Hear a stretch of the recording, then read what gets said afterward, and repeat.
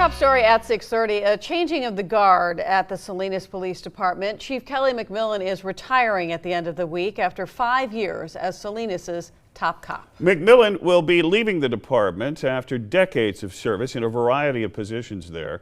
The chief talked with me candidly on a broad range of issues this past week about the challenges he faced at the helm of Salinas PD and what he believes the future could hold for law enforcement there.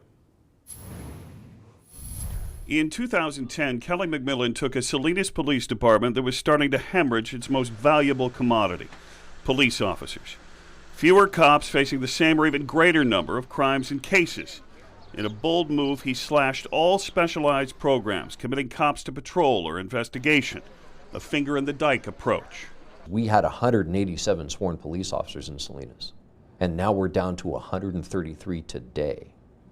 We have fewer cops today, Dan, than when I started in 1988 and the population was less than 90,000.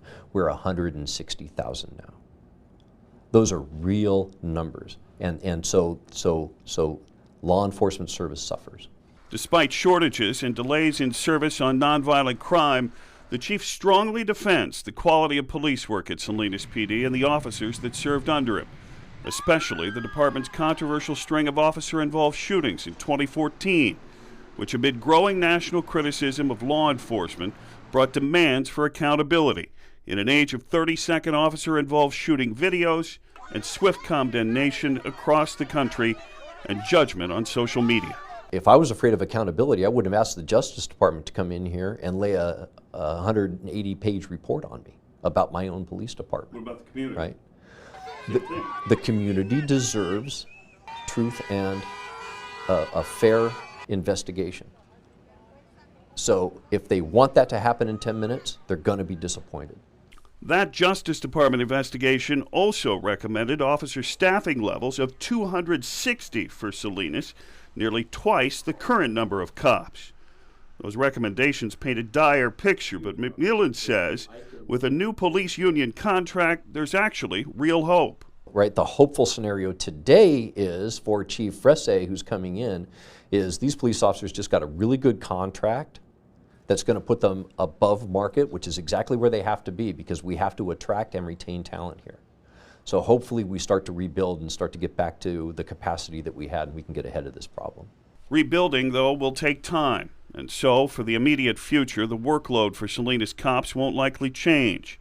They're cops McMillan fiercely defends, some of the best in the business, he says. So confident of their professionalism, he's emotional even talking about the job they do. You have no idea. You have no idea how proud I am of these guys, how amazing these police officers are. What they see and do on a daily basis, people can't imagine. They don't talk about it.